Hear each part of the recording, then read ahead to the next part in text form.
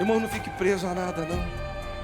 Tem gente que está ancorado lá no passado, a vida não caminha, não progride, não vai para frente, porque não tem sabedoria. E aí fica uma pressão enorme, um caldeirão, um tormento, ora por mim, melhora um dia, cai no outro, mas a vida não vai para frente. Aliás, você vai ver, ela está afundando, sabe por quê? Está no mesmo lugar que Deus já falou que é para sair.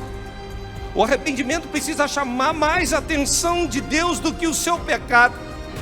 Há muita gente hoje na igreja lamentando perdas, lamentando, eu era gerente de banco, eu fazia não sei o que, eu era, e hoje nunca digais porque foram os dias passados melhores do que esse, porque com sabedoria nunca você deve perguntar isso. Deus tem sempre um novo para você, há uma novidade de vida, há uma qualidade de vida, há algo especial para ser vivido.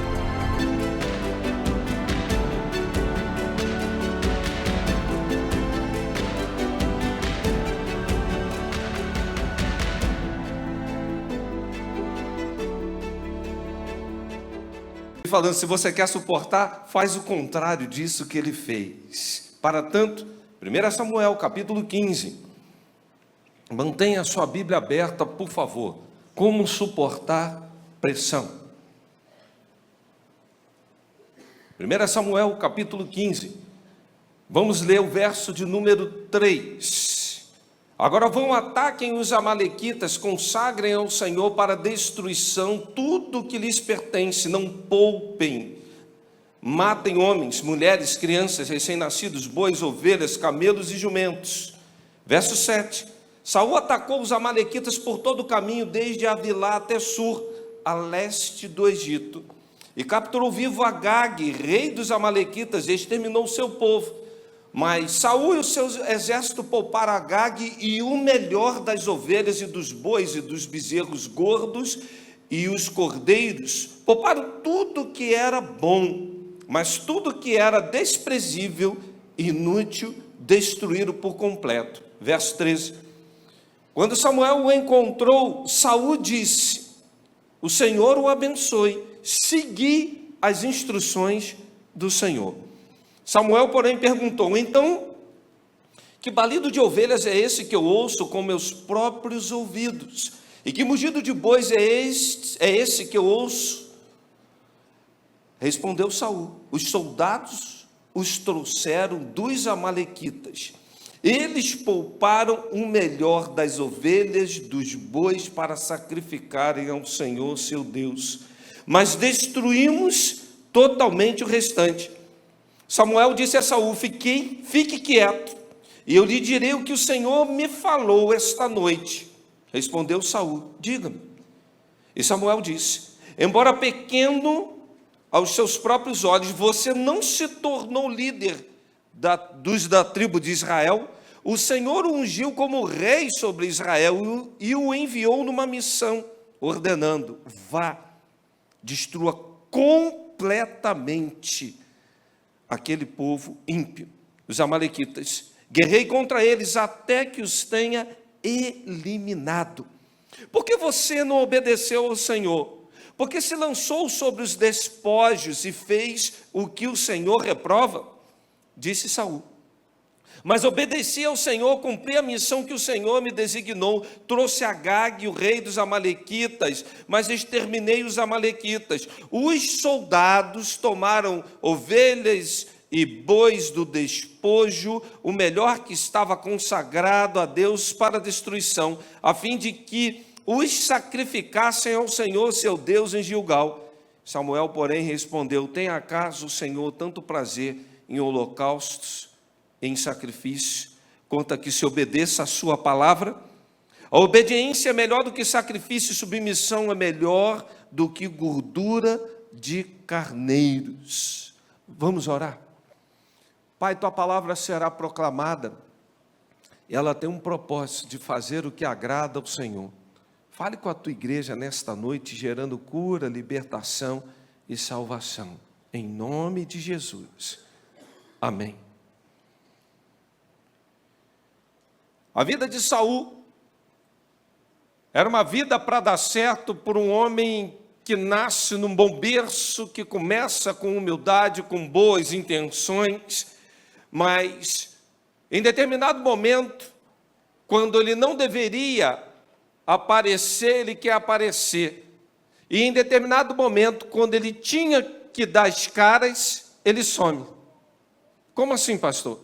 Na hora que ele é nomeado, então, o rei, ele estava escondido entre as bagagens. Ele deveria se apresentar, ele estava se escondendo. Mas no momento em que ele deveria se esconder, ele começa a se apresentar e se apresentar de uma maneira que não deveria. É bem verdade que a posição de liderança, e tem esferas de liderança, sempre vai nos trazer pressão. A vida impõe pressões a cada um de nós. E às vezes cargos mais elevados, quanto mais pessoas para lidar, quanto mais questões a resolver. Me lembro bem quando eu cheguei aqui assumindo a igreja, e o nosso querido Ricardo Nunes dizia assim: essa cadeira pastoral é muito quente. Palavras do nosso querido Ricardo. Com toda a pressão que ela tem. E a cadeira realmente traz pressão, a posição traz pressão. A vida vai impor pressão a cada um de nós. Há momentos em que a gente acha que está no controle, mas as adversidades, as lutas diárias vão nos pressionar para adotarmos posturas e posições que nós não devemos. Tem momentos que temos que nos apresentar. Tem momentos que não vale a pena sequer a gente se apresentar. Tem momentos que temos que avançar, tem momentos que temos que observar. O que vai trazer esse senso para um posicionamento correto e coerente é exatamente a palavra sabedoria. Não há como conviver com isso se não tiver sabedoria. Mas, para que você tenha sabedoria, não adianta ter conhecimento e inteligência. É preciso ter discernimento espiritual, ou seja, uma ação espiritual para que você consiga ter um posicionamento diante de questões tão difíceis. Até porque haverá, na minha e na sua vida, algum determinado dia, uma pressão que não importa valor econômico, que não importa conhecimento, que não importa inteligência, porque somente pelas mãos do Senhor nós poderemos ter êxito, poderemos sair daquilo. E Saul precisava entender isso na sua vida. Um jovem bonito, alto, de uma grande estatura, se destacava.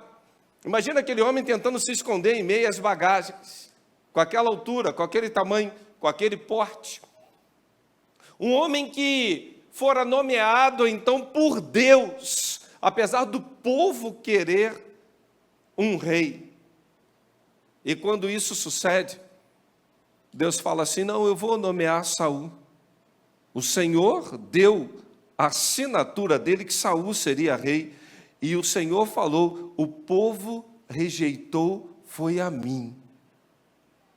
Alguns estão dizendo: Saul não foi nomeado por Deus. Foi sim, irmãos. Apesar da pressão do povo, o povo que queria, mas foi o Senhor que o fez.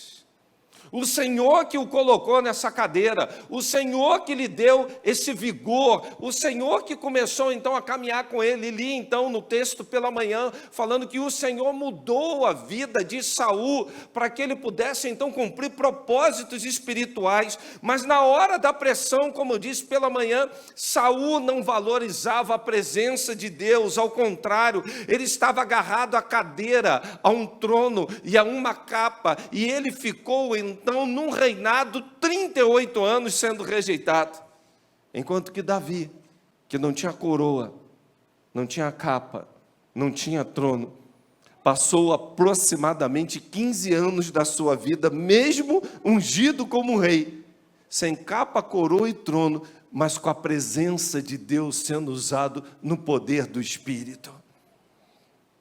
Quando olhamos para esse cenário, vamos observar então o que será que nós estamos fazendo com as nossas vidas em momentos de pressão. Em momentos de guerra, em momentos de grandes batalhas, sejam elas no físico, no emocional, no espiritual, quando vem a notícia do câncer, quando a gente perde um ente querido, quando as questões mais difíceis estão assolando os nossos lares, um filho que a gente está perdendo, um casamento que está quebrando, uma punhalada pelas costas, precisamos resolver tantas coisas num curto prazo de tempo. Como é que nós estamos lidando com pressão? Você vai tentar, então, exercitar aquilo que Deus te deu, que é sabedoria, ou será que você vai barganhar sabedoria, quebrando princípios espirituais? Primeira coisa que vejo na vida de Saul, que caracteriza que ele não sabe lidar com pressão, ele despreza as coisas espirituais. E a gente, quando se aproxima muito de Deus, se a gente não tiver a sensibilidade, a gente acaba desprezando quem Ele é e o que Ele merece. Eu vejo, às vezes, algumas orações que parecem ocas. A gente, às vezes, se acostuma muito com o divino. A gente tem o hábito de assistir os cultos, e a gente não percebe, às vezes, que Deus é presente, que Ele é real, que Ele está manifestando. E nós vamos nos acostumando com isso, ao ponto da gente começar, então, a desprezar as coisas espirituais, como se fossem qualquer coisa. Eu reparo, às vezes, o comportamento de algumas pessoas dentro de um culto, me parece que elas não perceberam a quem estão adorando. E Saul, na sua vida, em Hebreus 3,12, fala que ele apartou-se do Deus vivo, porque ele começou a se excluir, por não dar valor às coisas espirituais. Você valoriza realmente uma oração? Quando você está no momento de pressão, o que você pensa preliminarmente em fazer? Contar para todo mundo, tirar uma foto, botar no Instagram e dizer, estou mal, ou no Facebook. Quando você está no momento de pressão, de dificuldade, de que ferramentas eu e você estamos nos valendo? É confiar em homens, confiar em providências humanas, ou dobrarmos os nossos joelhos e elevarmos os nossos olhos para o alto e acreditar que o nosso socorro vem do Senhor dos exércitos.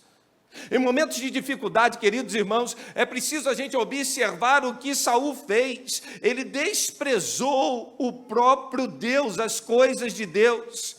Porque o início do nosso pecado está na nossa insanidade de não observarmos que Deus é presente, que Ele manifesta, Ele quer que a gente se volte para Ele. Qualquer luta, qualquer dificuldade tem que nos trazer para perto de Deus e não nos afastar da Sua presença. Porque será que na hora da pressão parece que Deus está tão distante? E é terrível lidar com o seu silêncio. É terrível a gente não ter um senso de direção e esperarmos pacientemente no Senhor. Saul, ele era muito bom de argumento e dava desculpas. Quando observamos no texto lido, nós vamos perceber então que ele começa a dizer assim: foi poupado o melhor dos amalequitas, e quem poupou foram os soldados.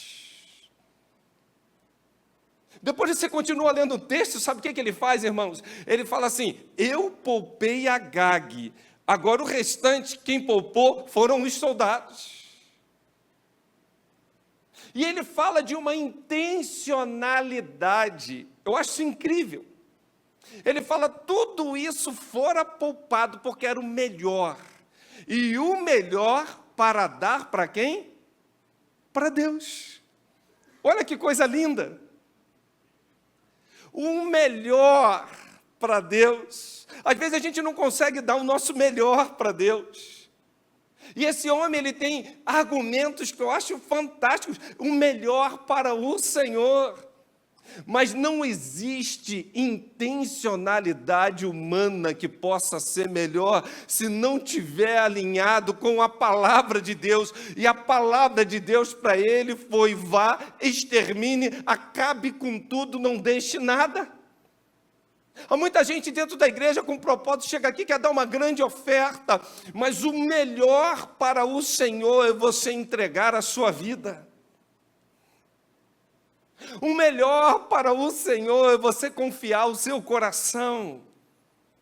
O melhor para o Senhor é você andar na intencionalidade da palavra dEle. Se você, por mais bem intencionado que você possa estar, você vai desencadear uma ação que não há coerência com a palavra de Deus, pare, porque você vai desprezar as coisas espirituais. Foi exatamente isso que Saul fez. E chega um ponto desse desprezo que ele começa então a cada vez mais achar que ele está bom de argumento. E toda hora é isso, pressionado pelas circunstâncias, como em 1 Samuel 13. Uma pressão, Samuel não vinha, eu tinha que fazer uma coisa, eu vou lá e vou exercitar um ofício que não é meu. Foi lá e ofereceu o holocausto. Chega agora, então, ele fala: eu poupei, eu fiz aqui o melhor. Fiz tudo de bom. Agora eu fico pensando nesse texto e comparando com Josué capítulo 7. Quando veio assim: ninguém se apodere de nada. Aí Acã pega uma capinha, pega uns negocinhos e compromete todo o exército de Deus. A intencionalidade fora da palavra é desprezo às coisas espirituais. E foi isso que Esaú fez. Esaú, em determinado momento de pressão, faminto, trocou a sua primogenitura por um prato de lentilha. Você já viu alguém com fome, irmãos? Tem alguns irmãos aqui da igreja que eu estou conhecendo um pouco melhor agora. Eu percebo que quando chega o horário do almoço, eles ficam bravos quando não comem. Começam a falar menos, ficam murchinhos. Você vai desenvolvendo um diálogo com eles e a conversa já não é mais alegre, não é mais festiva. Tem gente que com fome padece rápido. Aliás, minha avó dizia que saco vazio não para em pé.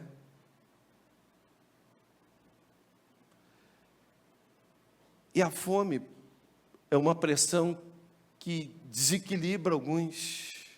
Para outros é a falta financeira. Você percebe na tua casa quem, quando lida com pressão financeira, desequilibra? Você percebe dentro da tua casa quando quem lida com problemas de comida, tem gente que acumula comida pela infância, umas coisas que fala assim: a comida, quando começa esses negócios aí, vai chover no Rio de Janeiro esse final de semana, tem gente que compra, estoca arroz, estoca feijão, estoca água, faz um mercado dentro de casa, com medo que possa faltar alguma coisa. Que pressão! E Esaú vende a primogenitura por um prato de lentilha. Me chama a atenção, porque o escritor ao Hebreus vai dizer que Esaú chorou amargamente, mas nele não se achou arrependimento. Tem uma bençãozinha aí para mim. Meu irmão levou. Como é que pode? Eu vou ficar sem nada.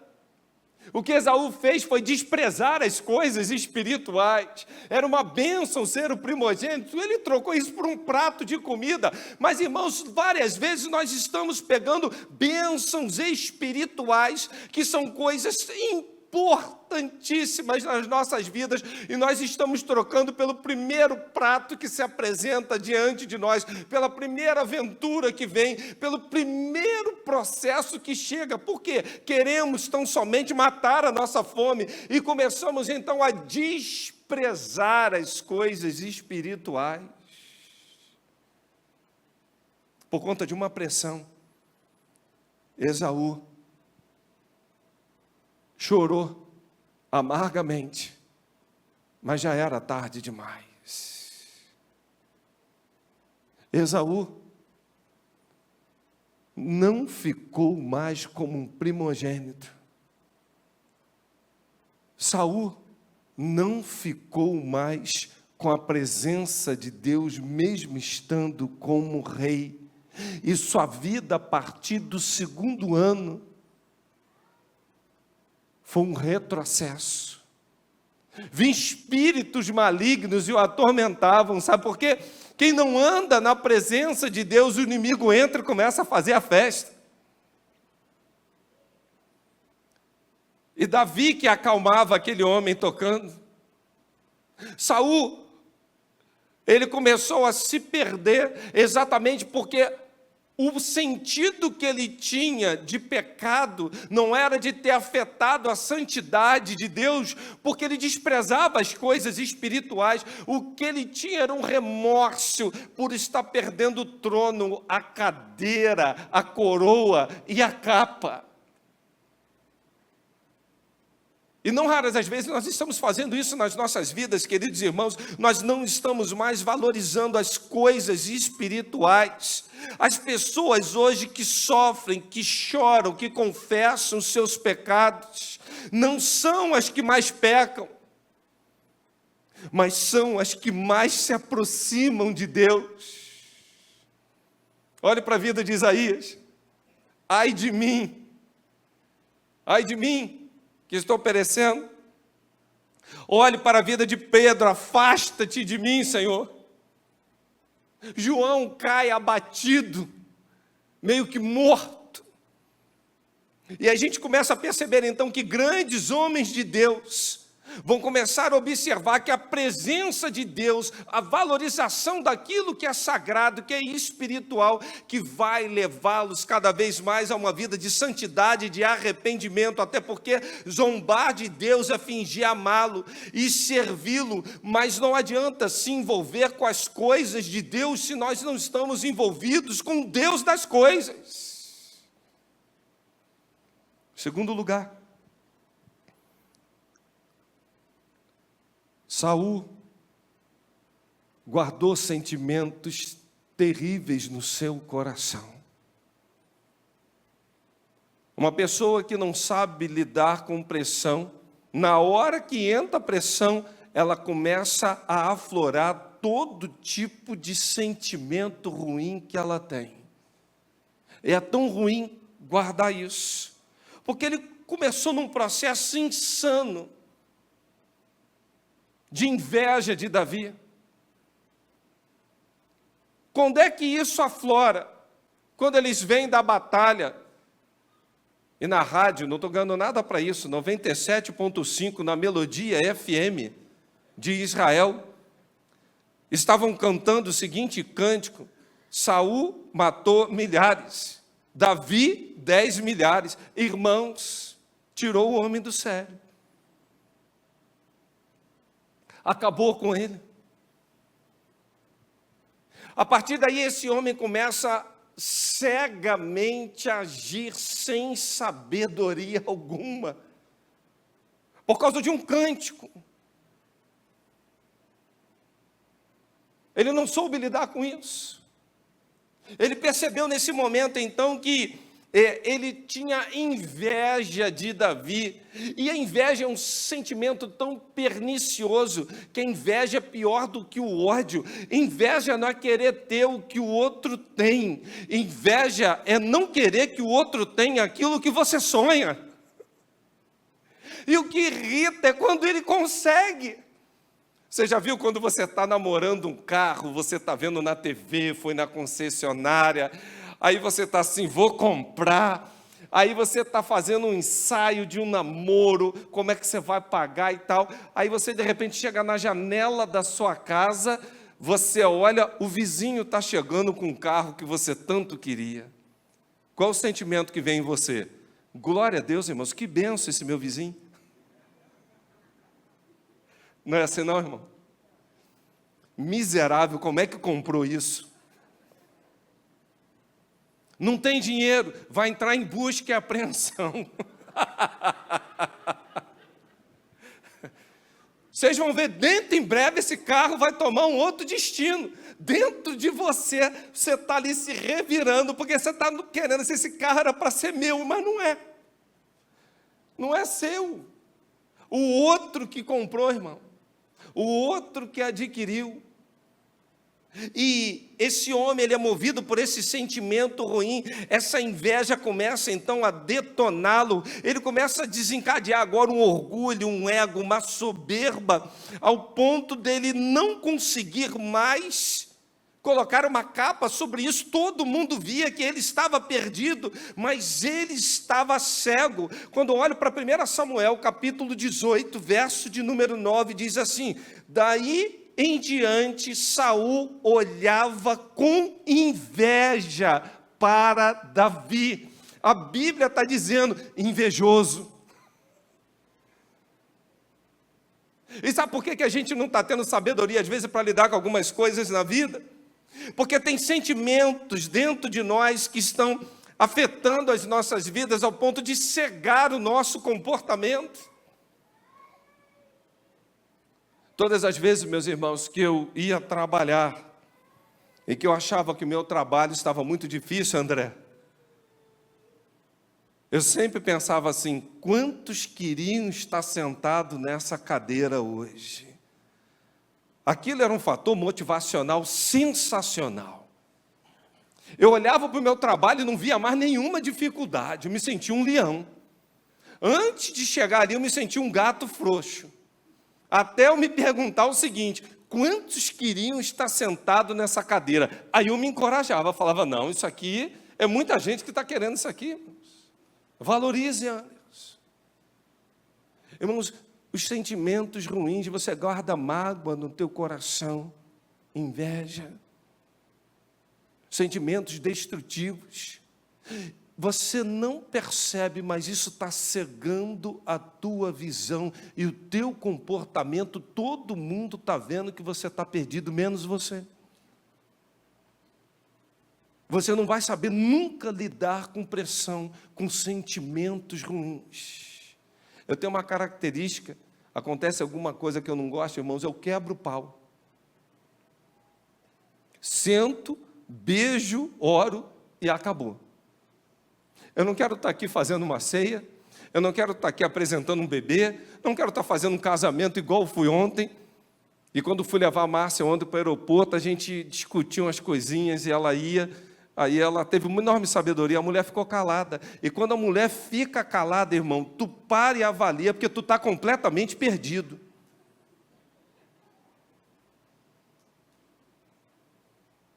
Quando ela se calou, eu falei: Anderson, te orienta.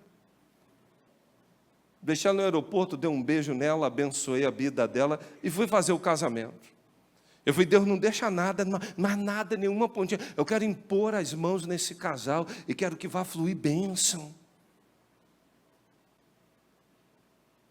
Bênção.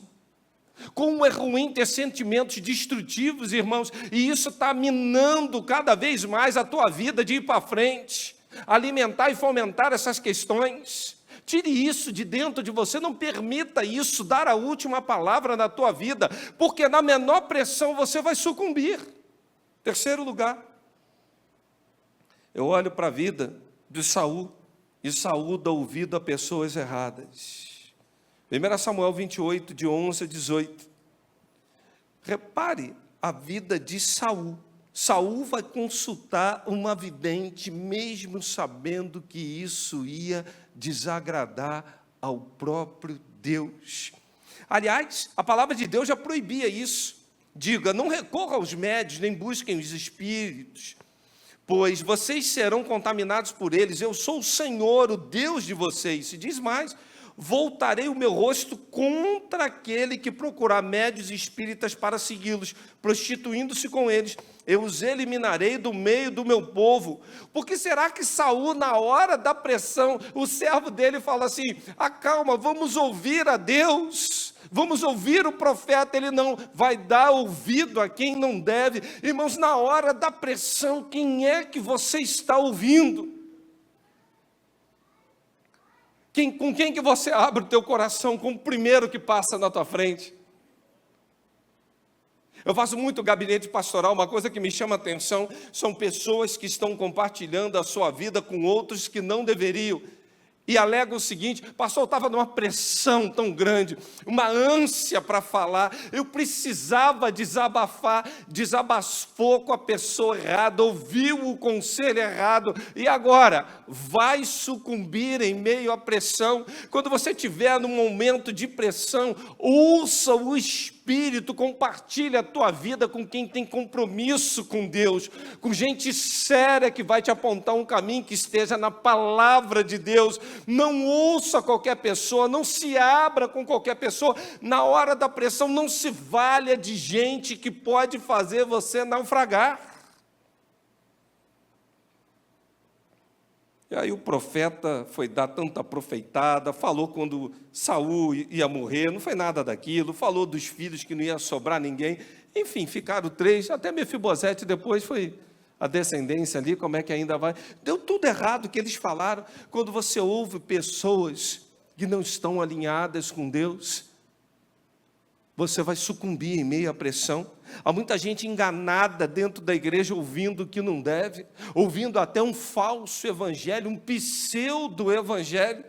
Hoje o povo não quer mais ler Bíblia, ele quer ficar maratonando vídeos de preletores. E o que esses preletores estão falando, ele está dizendo, quem está ouvindo, que é a palavra de Deus. Calma, gente. Confronte com a Bíblia. Hoje a homilia evangélica está lá no YouTube. O pessoal não lê mais Bíblia dentro de casa, estão virando analfabetos bíblicos. Estão maratonando vídeos, mais vídeos, mais vídeos, por pessoas que estão entregando um pseudo-evangelho. Cheio de liberalismo, cheio de coisas ruins. O que isso vai fazer? Na hora da pressão, vai afundar, não vai sustentar. E eu queria, por último, dizer que na hora da pressão, Saul não soube o tempo de Deus estabelecido para todas as coisas.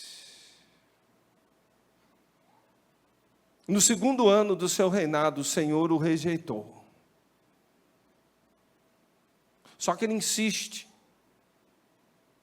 E ele fica 38 anos vivendo uma vida de tormento, de lamúria e de dificuldades. Isso aqui diz muito, porque eu entendo que Eclesiastes 3 diz que para tudo há um tempo, o quê? Há tempo de abraçar, tempo de deixar de abraçar. Há tempo de sorrir, há tempo de prantear. Assim como o Senhor me trouxe para PIB Vila da Penha, e eu não tenho nenhuma dúvida disso, eu espero ter a sensibilidade espiritual para a hora de sair. Porque quem não sai no tempo de Deus é arrancado. E quando você é arrancado, quando é retirado, não sai só a planta não, sai mais um monte de coisa que não devia. E fere. Quando a gente entende o tempo de Deus, a gente vive debaixo da sabedoria de Deus. Isso é saber viver na pressão. Isso é saber que Deus tem um novo plano, tem um novo horizonte.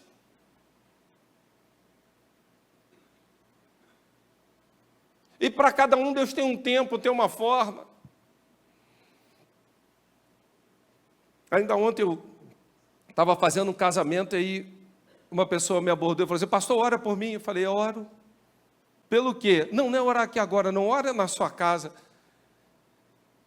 Eu já estou quase com 50 e estou solteirona.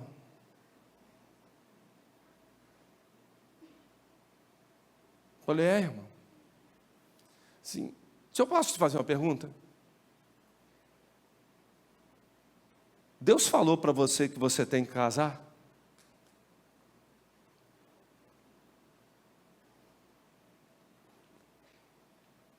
Porque a vida é sempre uma pressão. Quem está solteiro, pai e mãe vira e fala assim: aí, vai casar quando? Aí inicia um namoro, e aí, está enrolando. Aí acabou de casar, quando é que vem um filho? Acabou de ter um filho, quando é que vem um segundo? Meu irmão, pressão o tempo todo. Só pressão. E deixa eu te explicar uma coisa, cada um tem uma condição que Deus chamou. Irmão, nem todo mundo é para casar, não. Nem é todo mundo que é para casar, não, irmão. Não é. Cada um fica na condição que foi chamado e vai ser feliz nela, amém? É só olhar 1 Coríntios 7, Paulo vai falar da bênção da solteirice. Lê até o verso 4 que você vai ver. Uma bênção estar solteiro. Porque o que eu acho curioso é que as pessoas hoje não estão na condição às quais foram chamadas. O solteiro está doido para casar, e o casado está doido para separar. O negócio está tão estranho para lidar com pressão, que quando tem uma mãe que cuida do filhinho, que cresce, que vai casar, o sentimento que até... Por que briga nora com sogra? Porque quem gerou, quem criou, acha que vai perder o filho. E lá no fundo ela queria falar assim, leva esse marido aqui, que ronca, não está dando muita coisa mais não, leva, deixa o meu menininho aqui que a mamãe criou. O menininho da mamãe. Aliás, nem ensina o menininho a lidar com pressão.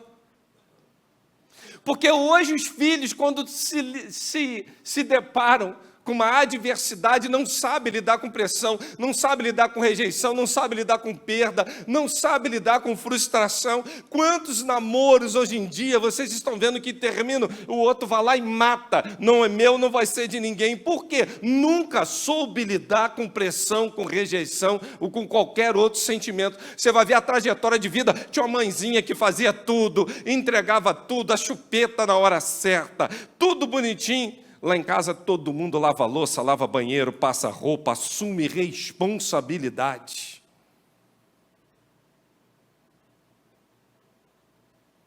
Sabe por quê? Porque eles precisam amadurecer. Aí tem filho aí que está olhando agora para o pai e para a mãe, está aí, ó. Aí, ó, já assim, tá vendo? Acha que eu quero o teu mal? Não é para o teu mal, não. Não é para o teu mal, acredite nisso. Tem um tempo determinado para todas as coisas. Talvez esteja na hora de você aprender a fazer comida. Talvez esteja na hora de você aprender a assumir responsabilidade. Talvez esteja na hora de você ser um homem de verdade, ser uma mulher de verdade.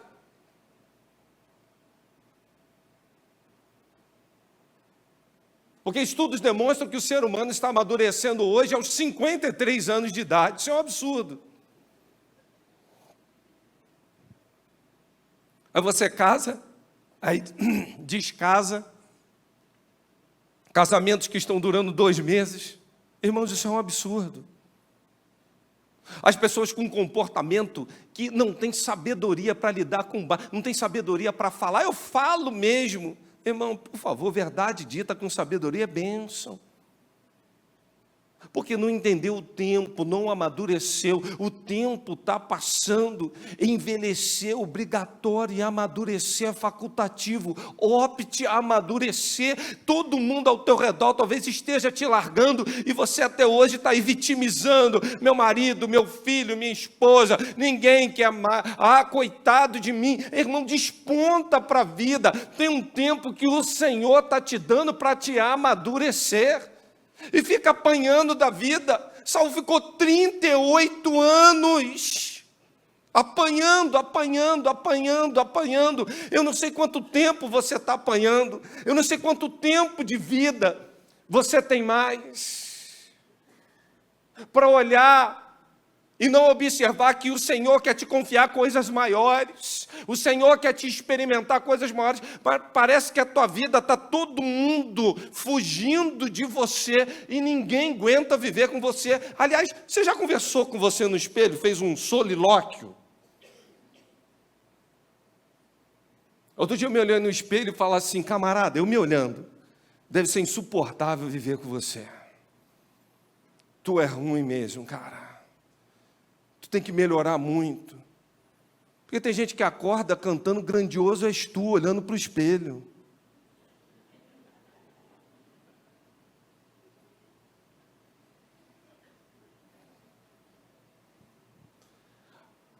Irmãos, é preciso saber o tempo determinado para tudo. Saul não soube.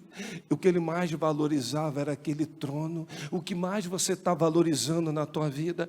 Chega desses sentimentos. Porque meu marido me deixou, já foi, já casou e a página já virou.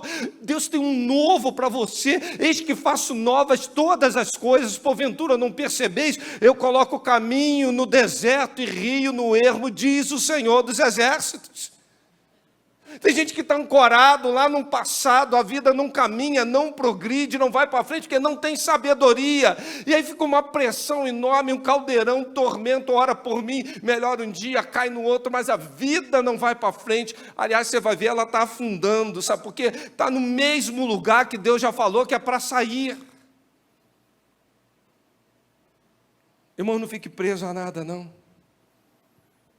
E ontem eu estive na minha casa lá em Campo Grande, falei, Deus, que saudade de um banho de piscina. E me alegrei quando eu vi na estrada, depois do casamento, que não tinha piscina, mas tinha pocina, porque o que eu enfrentei de poça na chuva para chegar até em casa não foi fácil. Saudade daquele churrasco ali naquele canto, Deus. Como é que eu vou fazer churrasco em apartamento, irmão? Já foi do passado. Melhor do que estar lá fazendo churrasco. Hoje eu vou aqui, os irmãos me chamam, eu vou aqui para um churrasco aqui, outro vai na casa do outro ali. Irmãos, que coisa boa. O tempo é outro. A coisa mudou. Você percebe o tempo de Deus na tua vida? Sim ou não? Há um tempo determinado. E não adianta querer precipitar esse tempo e nem deixar passar. Ele tem um termômetro, ele tem uma hora certinha. Porque Davi ficou num reinado 40 anos, e apesar de ser um adúltero e um homicida, eu não ouvi Deus falar para Davi que tinha um rejeitado. E eu quero concluir dizendo uma coisa para você. A diferença entre esses dois grandes homens consiste exatamente em saber o tempo para tudo. Quando Deus fala para Davi que ele errou e que a consequência seria a morte do seu filho, Davi começa a suplicar e falar, Deus, tira a mim, não poupa a criança. E ele fica umas semanas jejuando, clamando, não comeu, não fez barba, ele não saiu do lugar. Não saiu do lugar. Até que um servo dele entra e fala assim, teu filho morreu. O que ele fez a partir dali? Levantou, comeu, tomou banho, fez barba. E eu acho muito curioso na Bíblia, porque ali esse texto faz uma referência muito interessante. Batseba, que ele tinha adulterado, que gerou aquela criança, era chamada de mulher de Urias. Depois que a criança morre, depois que chega esse tempo em que a justiça ali fora feita por aquele pecado, a Bíblia fala assim agora, Batseba, mulher de Davi. O tempo determinado para todas as coisas. Há um tempo, há um propósito. E Davi, mesmo com pecados enormes, ele não deixou de cumprir grandes propósitos espirituais, por um único detalhe. O escândalo do seu arrependimento foi maior que o escândalo do seu pecado. O arrependimento precisa chamar mais a atenção de Deus do que o seu pecado. Há muita gente hoje na igreja lamentando perdas, lamentando, eu era gerente de banco, eu fazia não sei o que, e hoje nunca digais porque foram os dias passados melhores do que esse, porque com sabedoria nunca você deve perguntar isso. Deus tem sempre um novo para você, há uma novidade de vida, há uma qualidade de vida, há algo especial para ser vivido. Eu não sei o que há de ser da minha vida quando eu sair de Vila da Penha. O meu projeto é ficar ali na beira de uma praia com um chapéu de palha, uma camisa xadrez e pescando. Eu tenho até medo de falar isso, Deus. Dá até medo de falar isso. Da última vez que eu falei isso, Pai, eu pensei que eu ia descansar.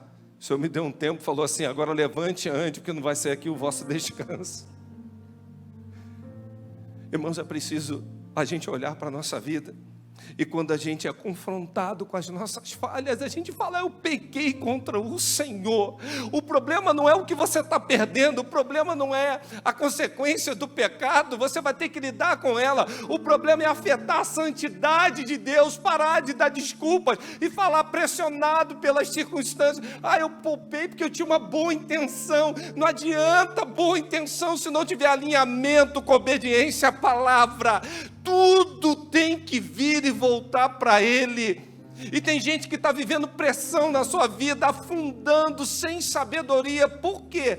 Você se lamenta, não por ter ofendido a santidade de Deus, mas por ter perdido uma posição, por ter perdido recurso, por ter pedido isso e aquilo.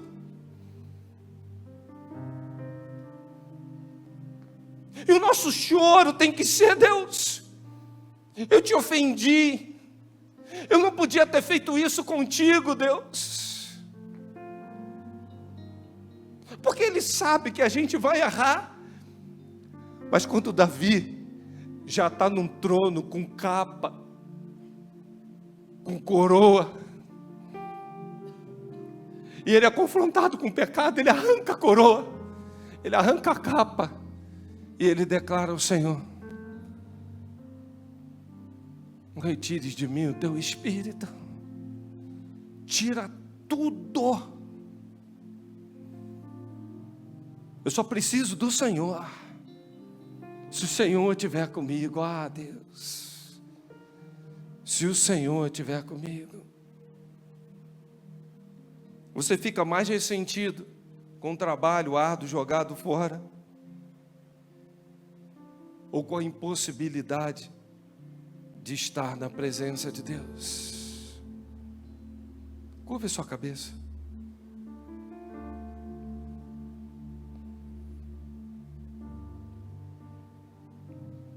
Fale: Senhor,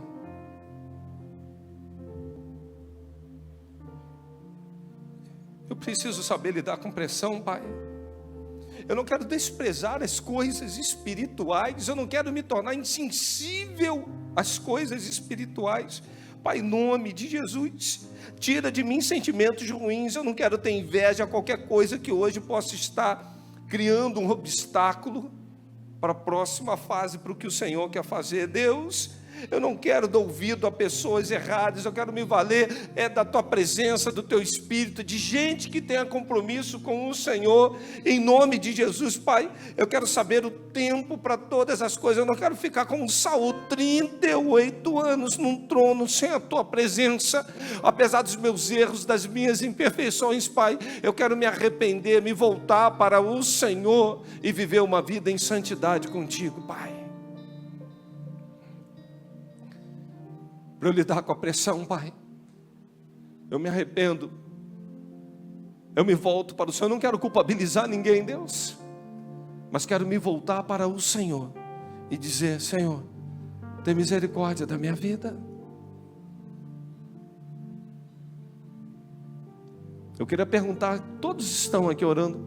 Quantos estão conosco hoje dizendo: eu quero entregar minha vida nas mãos de Cristo, confiar que sem Ele nada eu posso fazer?